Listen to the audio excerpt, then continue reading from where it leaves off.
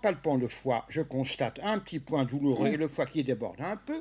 Donc, Bourgogne, pour vous, me semble indiquer 2 verres le matin à jeun. À jeun le matin. Mais pourquoi l'alcool avait si bonne réputation? C'est le sujet du jour.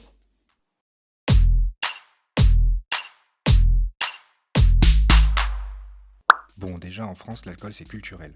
Le vin et notre histoire sont liés. Du coup, le vin est vu comme un alcool à part, différent.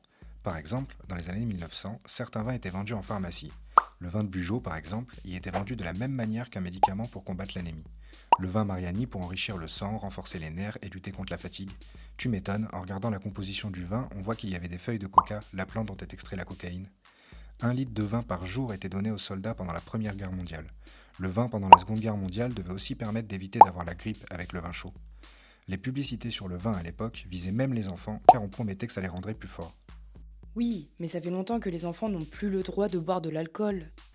Faux. Alors c'est vrai, la loi interdisant de servir du vin aux enfants dans les cantines des écoles commence à dater. C'était en 1956. Mais tu savais que tous les mineurs n'ont plus le droit d'acheter ou de consommer de l'alcool seulement depuis 14 ans? Et oui, cette loi date de 2009. Avant, les mineurs de plus de 16 ans avaient le droit.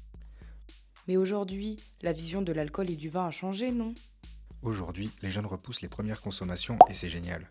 Mais attention, aujourd'hui les lobbies alcooliers restent très forts et présents. Même s'ils n'ont plus le droit de se faire de la pub à la télé, on peut remarquer qu'ils restent toujours actifs. Lors de l'épidémie de Covid-19, un site en lien avec la filière du vin sortait un article nous expliquant que boire du vin protégerait du virus. Bien entendu, c'est totalement faux. La loi E20 s'est faite avec la participation des lobbies alcooliers. La preuve d'après la phrase, ce n'est pas l'alcool qui est dangereux mais son abus, et surtout elle est à consommer, donc tu dois consommer, avec modération sans nous dire ce que c'est la modération. N'oublie pas que même si on essaie de te vendre des soi-disant effets bénéfiques de la consommation d'alcool sur la santé, l'éthanol présent dans l'alcool fait qu'il ne peut y en avoir. Pour faire attention à ta santé, essaie de suivre ces recommandations. Mais si c'est agréable, on fait dans la vie quelquefois des choses un peu toxiques. Maintenant, les données sont claires, il n'y a aucune dose d'alcool qui fasse du bien à la santé. N'hésite pas à t'abonner, à liker et à nous poser des questions en commentaire.